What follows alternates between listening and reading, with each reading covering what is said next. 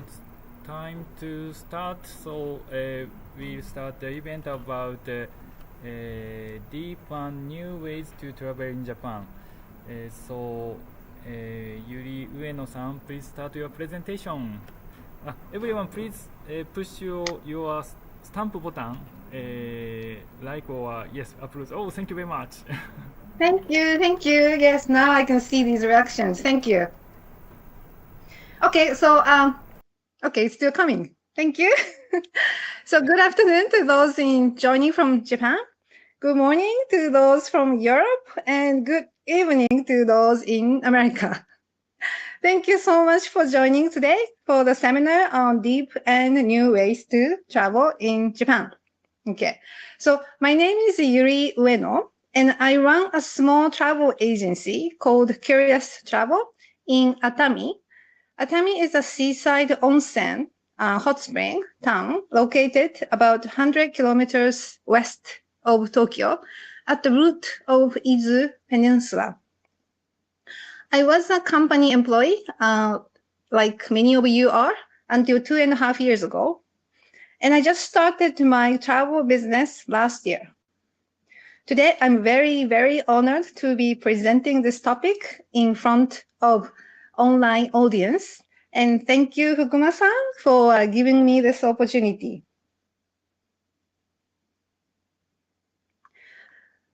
On Monday this week, I did a same seminar in Japanese titled How to Plan a Life-Changing Travel to the Japanese audience.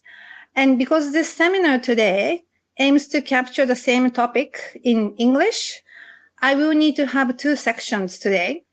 First section, I will be covering the short version of how to plan a life-changing travel, followed by part 2 of deep and new ways to travel Japan, which is more towards to non-Japanese joining from overseas looking for some new ideas.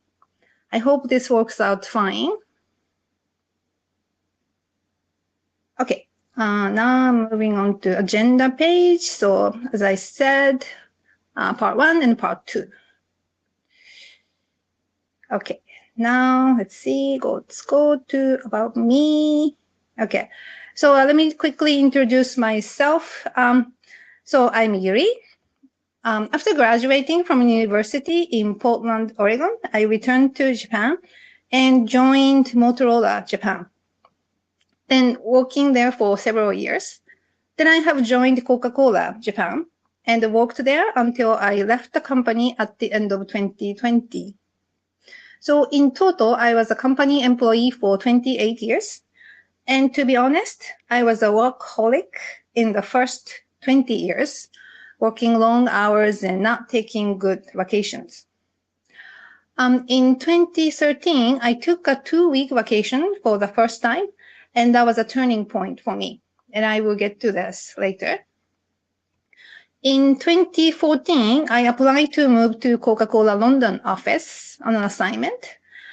And throughout my 2-year period in London, I traveled around Europe. Came back to Japan in 2016. Then in 2018, I applied to take a position in Tokyo 2020 Olympic project team, which was outside of finance function.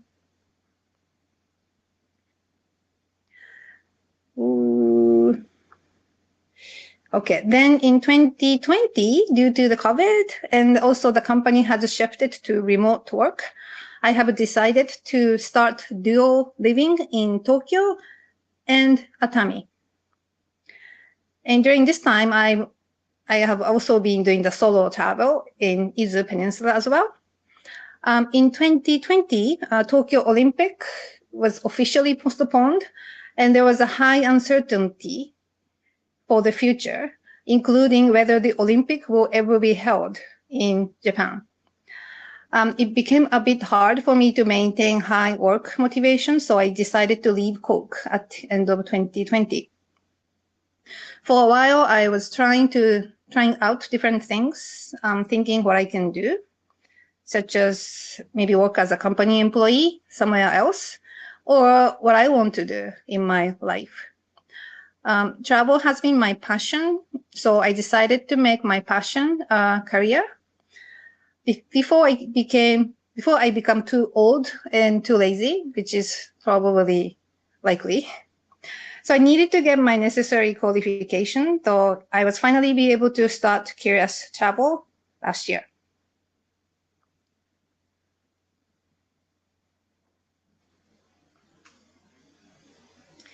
Okay, so let's first talk about what it takes to change someone's life, because the first topic is about how to plan the life-changing travel. In Atami, I have a great and famous neighbor named Mr. Kenichi Omae, who is probably the most famous management consultant in Japan, who served as a head of McKinsey Japan for many years. In his book, he said, to change who you are, how you spend your time, I think that can be said as a habit, where you live, and who you deal with. Only 3 elements can change who you are.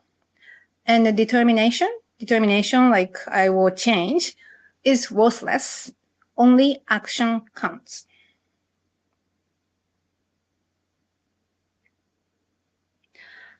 I think many of you will agree to this. Relating this to my own experience, I have started to work remotely due to COVID. So I changed my habit, moved to Atami. I changed where I live. And that totally changed who I deal with. And 2.5 years later, here I am. I have completely changed my career. I would also like to share my story about changing my habit when I was a company employee at Coke, since some of you may be able to relate yourself to my experience.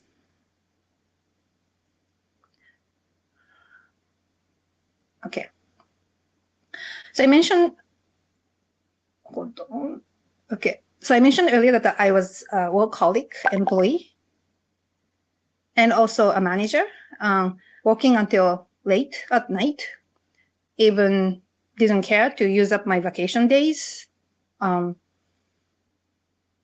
ordering deliveries almost every night to eat with my team for dinner, going home by taxi, and spending weekends to recover. And I believed at the time that my team's hard work is contributing to the success of the company. So in the year of 2013, that was my 15th work anniversary year, and I was entitled to take consecutive 2-week vacation on top of what I normally receive. My mother, who has a unique background and who was born in South Africa, but returned to Japan before she remembers anything. So that had been her wish or her dream to go back there before she gets too old. I had been thinking for several years that taking her there, leveraging this extra vacation days.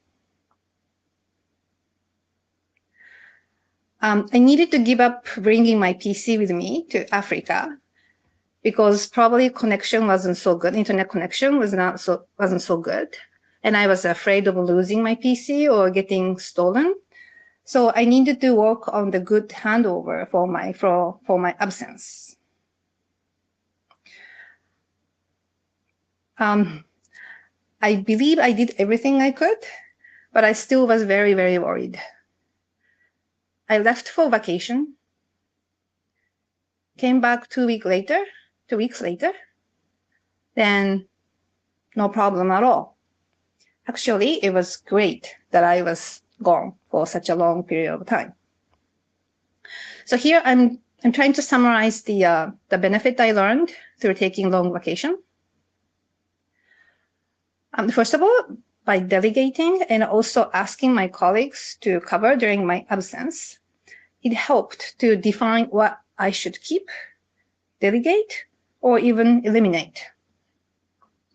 Secondly, it allowed me to focus on resting and spending quality time with my mother. Third, when I came back to office, I realized office runs as normally and as smoothly without me, and it helped me to relax, less attached to the job or the role I had, and I became more open to new opportunities. And it was not only for me. I believe that it also had a great benefit for the company. So higher visibility around my work through the handover process and improved communication. My subordinates grew a sense of responsibility and even ambition to become my successor, learning that my job wasn't that difficult by filling in my shoes during my absence. Increased exposure of my subordinates to my boss through direct communications. And I believe all of that led to eliminating black box in operations, which is a huge risk to the company. So these are more than enough for me to change my mind. So I started encouraging people to take long vacations for my team. It also was good to learn that this is contagious and spread across the organization as the first penguin was already in the water. Now, after 10 years, when I look back, this incident helped me to set my stance or value that I should do before worrying, as that feeling may only be presumption. After this, I clearly became more open to take a new role or new types of responsibility, including my move to London and my move to Olympic project team, as you have seen. So going back to, okay, sorry. So worrying is also worthless, only action counts. Okay, the next page. Okay, so just going back to the original page about Mr. Omai's quote. So it's clear that this is about trying out something different or placing yourself in a different environment, which helps you to expose to new ideas, new values. I have mentioned earlier that I thought about what I should do next after I left Coke. And one of the things I tried was to become a script writer of TV drama and went to school for about 6 months. In dramas, movies, or even anime, we watch the life change of a fictional character. Normally, the lead character has a problem or conflict. And one of these three elements, habits, place to live, or people to deal with, kind of falls onto this character. Then he or she grow up, and by the end of the drama, he or she becomes a different person from the beginning. That's how drama goes. In real life, we need to proactively change these elements that could trigger the change in our own values. And as you may have noticed, the travel is an opportunity to change all of these three elements at once.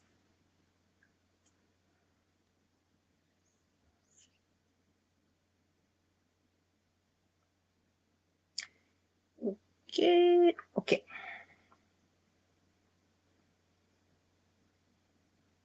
So let's go travel. But I think we will need to travel differently. I'm showing some things that you can do differently, which hopefully enhance the possibility of unexpected encounters, then leading to revelation, learnings, humbleness, or accepting of the new values, which all accumulates within you, and eventually setting a direction of where you are going. Since life is a long journey, even a small change in your direction could lead to landing on a totally different place many years later. So let's use travel to place yourself in a new environment, and let's make sure that you are the lead character of your travel.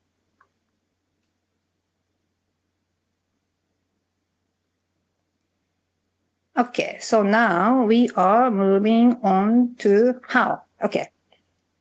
So if you are the lead character and wants to take control over your journey, trip, then you will need to write your own script. That is your travel itinerary. So these are the 10 steps I use for planning my trip. The key here, sorry, is to define your trip first, then prepare itinerary, then book your flight and hotel to match your plan.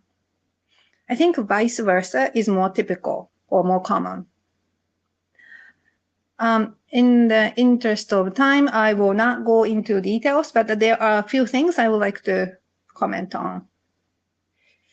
Okay, so step 4 is a listing of the candidates' destinations based on steps 1 through 3. Okay, so when you want to narrow down the potential destinations, I think number 3, budget, may become the constraints for listing out the candidates. Because you don't know how much it costs by each of the candidates' destinations. What you can use is the Google Travel, which allows you to search the price of all flights around the world from your hometown by leaving the destination blank. I mentioned this in the Japanese seminar, and many of the people did not seem to know about this functionality. And I came back, a lot of comments came back in the questionnaire afterwards that they will use this for sure. So I hope you will find this useful as well. In step 5, okay, I would highly recommend to check the map around your destination, as there may be a nearby city that may interest you. Good example would be the Milan and Florence. Because of the way the guidebook, or because of the way you search on the internet, you start with your city. You may be missing what will be the nearby places to your destinations. So Milan and Florence is only about 2 hours away by train, but it's hard to see depending on how you are searching these information of your destinations. So map is really important. So after checking map, prioritization, and collecting the detail of the sites and checking on the required transportation, number 8 is preparation of the daily itinerary. And what I would suggest here is that please do not cram too much on the day and keep itinerary flexible. So you will need a room to enjoy unexpected encounters, smelling of the flowers. So what I normally do is I only put one activity in the morning and maybe one activity in the afternoon too. So you can just go into the cafe, go into the shop that you just find interesting. You don't want to be pressed with time, especially when you are the main character of your journey. Let's see, step 10. Yes, international flight booking. I normally leave this to the very end, as the arrival city and the departure city of your trip may be different after walking through itineraries.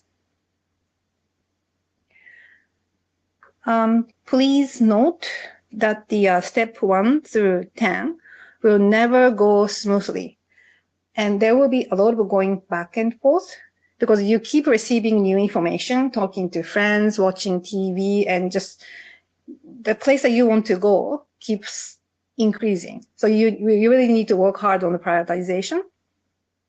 But that is perfectly fine. The process will help you to own your itinerary, as well as to help you familiarize yourself at the destination. So you will feel comfortable landing into the city. So, actually now this concludes the section 1 of how to plan a life-changing travel. I hope you found some information useful. In Japanese version of the seminar, I also talked a lot about my stories during my past travel, but I'm now moving on to the part 2 of the seminar, okay? Okay. Ta-da, part 2 is deep and new ways to travel in Japan.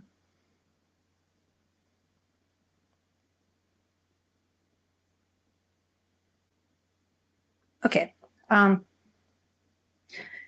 Many of you must have heard of the Golden Route of Japan travel, which covers Tokyo to see the modern Japan, Mount Fuji to see the symbol of Japan, Kyoto and Nara to see the ancient Japan, and Hiroshima to see the historical significance of atomic bomb. This is probably the great route for the first-time visitors to scratch the surface of Japan, involving many visits to tourist places, temples, shrines, buildings, and museums, and so on. It is also true that these routes is conveniently connected by Shinkansen, bullet train. So this is very efficient. Okay, so I'm trying, let's see, let me introduce the post-COVID travel trend. Okay. Okay. Now, experience is preferred over visits to tourist places. So people are looking for activities and natures and interactions with people, and this really coincides with the 3 elements that we talked about in part 1. 2, the trend for the sustainable tourism continues over efficiency. So rather than traveling long distance twice a year by airplane, travelers are now extending number of stays and reducing number of long distance travel. There are also high interest for giving back to the community that traveler visit by shopping locally, participating in local community activities, and so on. Third trend, off the beaten path. Travelers are looking for a place that the people normally don't go, and finding a hidden gem. Fourth, theme-based travel is also popular rather than just location-based. Themes meaning like set jetting from the Netflix video, foodies, wellness, or these kind of theme. So here, I'm making my super subjective suggestions on where the areas you can enjoy or you can explore by each of these trends. Okay, let's look at each.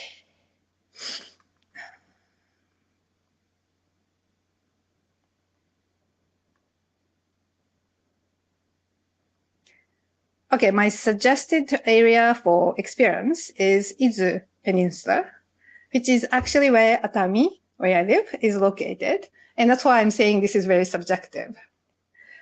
Atami is a town located at the root of Izu Peninsula.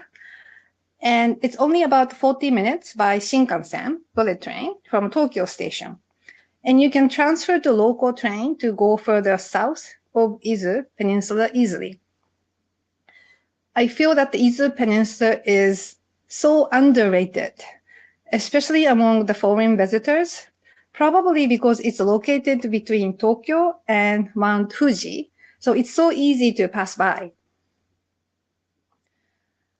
I do enjoy talking to tourists anytime. So when I ask these tourists, I see in Atami, I ask how they are planning, how they are spending their time in Atami.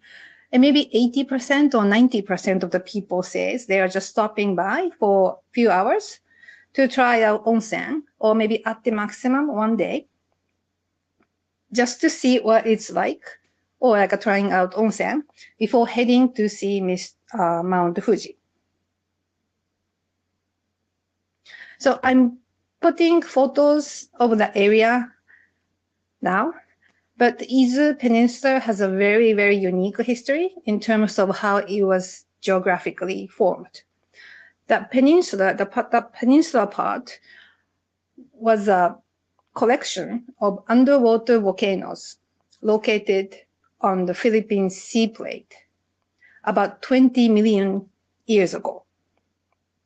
So it was 20 million years ago, these small islands, volcanoes, were like placed about a few hundred kilometers south of Japan. So it was totally separated. But it was gradually shifted with the movement of the plate and collided with the main island of Japan around 1 million years ago.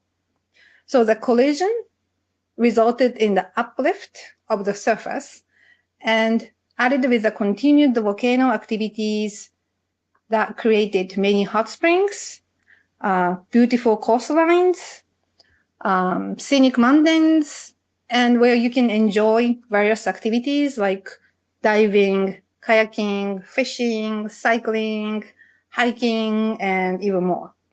The area is surrounded by the ocean, as you can see, because this is peninsula. So this is a great place for great seafood as well. So the first picture I'm putting is called Dogajima. That's where you can enjoy the blue cave tour.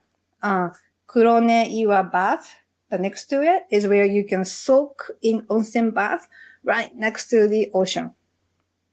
Okay, maybe I'm talking too much about Izu Peninsula because I'm biased. So if you like any of these sceneries, please come visit to Izu Peninsula to experience more. Next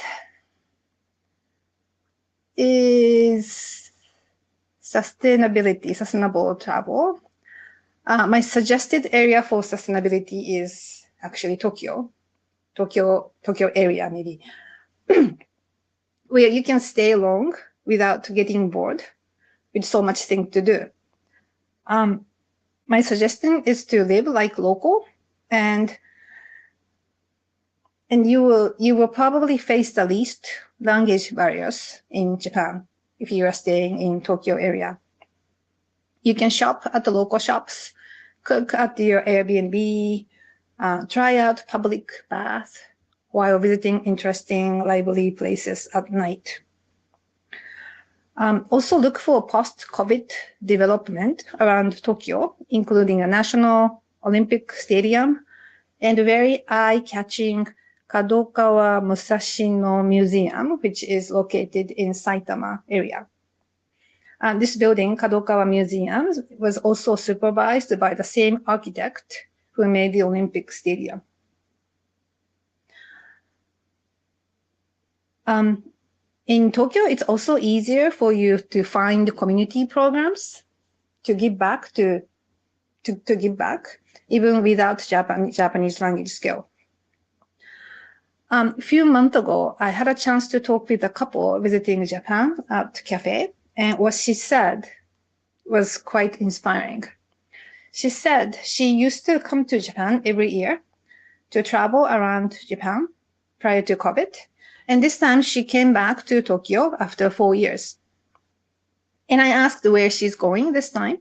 She said this time she's staying in Tokyo to see all the new development of Tokyo. She said, Tokyo is the only city in the world that did not stop the city development, which makes Tokyo very unique. So I was, that is so true. And because of the Olympics, Tokyo could not afford to stop all the constructions. And she just continues. She said, well, look at Shibuya. This is a completely different city versus 4 years ago. You can come and see it yourself, but I agree, Shibuya area has significantly changed over the last 4 years, and it still continues to evolve.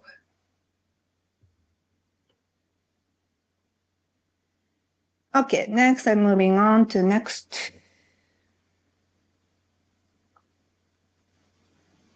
Okay, off the beaten path. My suggested area for off the beaten path is San-in region of Japan, which literally means shady side of mountain. So you can see this, or how I circled in the red area. So it's like the opposite side of Hiroshima. And where Hiroshima is located, that side, the southern side, is called San-yo, meaning sunny side of mountain. I was checking on what would be the good place for the off the beaten path area, and I was checking on the data showing the a percentage of foreign tourists by each of the prefecture, and very surprised that Shimane prefecture is one of the least visited prefecture. Izumo Taisha, Izumo Grand Shrine, is in Shimane prefecture and is the oldest and most sacred Shinto shrine in Japan. And it is a very popular destination among Japanese. There's a myth that in the month of October, under the ancient Japanese calendar, all gods throughout Japan gather in Izumo Shrine. October in old calendar is called Kannazuki, literally meaning no god month, because all the gods are gone. But only in Izumo area, the same month is called Kami Arizuki, literally meaning with God's month. So east of Izumo Taisha, there is Matsue Castle, which castle tower is a national treasure, and one of the only 12 original castles still remain. Further east, there is Totori Sand Dune, which is the largest sand dune in Japan. And there's very interesting sand museum where all artwork is made of sand. Then you can also experience the Takeda Castle ruins located about 300 meters above the sea, which is sometimes called Machu Picchu of Japan. Last not least is Amano Hashidate, literally meaning heavenly bridge. This is considered to be one of the top 3 views, along with Miyajima of Hiroshima and Matsushima of Sendai. I would highly recommend this area, especially if you can rent a car. Okay, moving on. Okay, so I'm now sharing another totally subjective idea for themed travel in Japan. I hope you can use them as like a trigger you're thinking for your next visit. First idea being meeting popular Japanese characters by going to museums and specialty shops. Japanese people love these characters, and you can experience our love and also fall in love with them during the visit to Japan. You can meet Hello Kitty, Pokemon, Mario, Ghibli characters, Ultraman, Doraemon. In Japan, there are also Moomin and Snoopy Museum, and they're not even Japanese, but it really tells how much we love these characters. Second idea is to go to or enjoy the budget meal in foodie's paradise of Japan. In general, food is tasty and fairly reasonable in Japan. But I think you will be amazed about how much you can eat at these good quality family restaurant chains with 1,000 Japanese yen, which is $7 US and or €6. So very cheap. I actually wanted to make the slides pretty with picture of characters and logos, but due to the trademark issues, I couldn't do that. So I know the list is looks very boring, but yeah, if you can make a note of any of these places or the character, and please look up on your internet.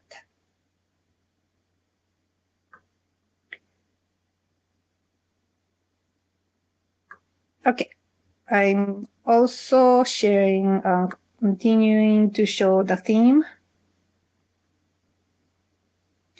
Okay, third idea is collectibles, like locals. Japanese people love collecting stuff, from postage stamp to Pokemon cards. Let's look at each. Goshuin-cho. You might have seen Japanese people lined up and handing over at the office of a shrine or temple and getting the same book back in a while. Goshuin can be translated as honorable red seal, which is a red stamp that can be obtained from shrines or temples as a proof of your visit. Cho means book, and you can buy a book with like 30 or 40 page blank pages at almost any large shrine in Japan, or shrine or temple. And immediately after purchasing one, you can start collecting these seals. Normally, such seal cost about 300 to 500 Japanese yen. Picture shown on this slide, the green one, is my personal Goshuin-cho, the Goshuin book. And the picture next to it is the red stamp. This is what I received recently. Not recently, maybe 4 years ago. From Kinkakuji. It's a golden pavilion from from Kyoto. Well, maybe you can't see, but this is dated. And often this is handwritten. So it just makes each one of this very original. Next one is stamp rally. The word itself is probably not a correct English, but you can still look up by these words. Basically, you collect stamps visiting different locations like stations or shops, sharing common theme. Sometimes it could be a digital stamp rally where you can download the form and you scan instead of physically stamping it. This is particularly popular during summer when train operators offer to kids out of school to explore the new area along the train route. You may be able to take advantage of this with kids and end up discovering places you might not have found otherwise. Okay, then I'm also mentioning about manhole cars. Interesting. Okay, so this is issued by Sewer PR platform, which makes and distributes cards for uniquely designed manholes, partnering with City Hall or Tourist Association. I was not aware of this until I saw a poster in front of Atami Tourist Information Center saying, "We have manhole cards." And what I pasted here, this card is what I got. So interestingly, there are over 800 different cards available throughout Japan, and you will need to physically visit these locations to receive a card. Manhole is almost the last thing you care. But again, it may lead to taking you to somewhere totally unexpected. So just an idea. Okay, now, next idea is the visit to unique and popular museums. Japanese people love arts, and you will find many Japanese visiting famous museums in Paris, London, New York, Taiwan, or anywhere in the world. There are also many great and unique museums in Japan as well, which was visiting. I actually have not been to most of these places, but I kind of extrapolated from my list interesting places I would like to go, and everything here are on my list. So Aomori Museum of Art is a contemporary art museum with a good collection of Yoshitomo Nara. Yoshitomo Nara writes a girl who seems to be always upsetting. I'm sorry, I cannot explain well, but yeah, he writes that girl. If you look up, you will probably notice his character. And the museum is located next to the World Heritage Site of Sanai Maruyama Jomon Archaeological Site. Okay. So maybe it's worth visiting both of them at the same time. Next one is Otsuka Museum of Art in Tokushima. Tokushima is in Shikoku Island. At this museum, they display the masterpieces from around the world. And what's unique about this museum is that they reproduced these masterpieces on a ceramic plates. Next one, Kanazawa 21st Century Museum.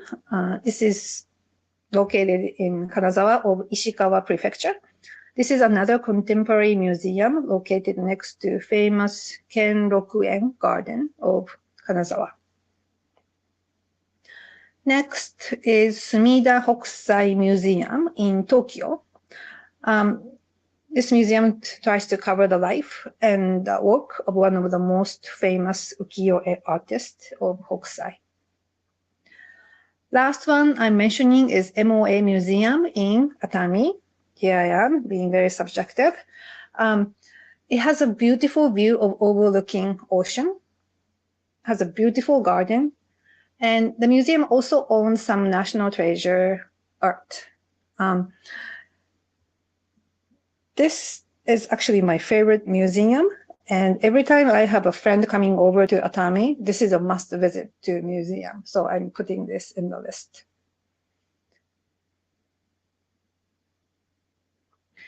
Okay.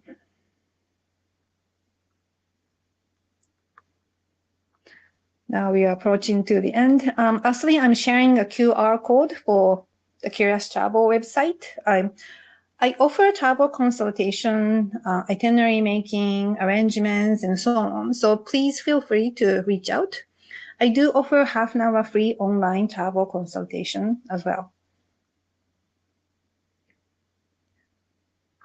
Okay, then I also want to share that this is the QR code for my Facebook page. I do also offer a guided tour in Atami and Izu area, targeting Japanese and also foreign visitors. If you are interested, please follow the Facebook page so that you will receive the latest information. Okay, so I think we are approaching to the end. I hope you will find these information useful, or at least trigger some ideas to deeply explore Japan on your next visit to Japan. This concludes the part 2 and concludes the seminar of today. Thank you so much for joining, and I hope you had a good time today. Thank you. Oh, thank you. Thanks for these reactions. Yeah, thank you.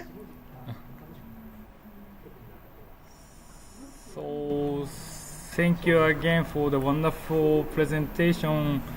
And this is the end of this event, so I'll finish the broadcasting to YouTube. So thank you very much watching from YouTube, and goodbye. Bye. Thank you.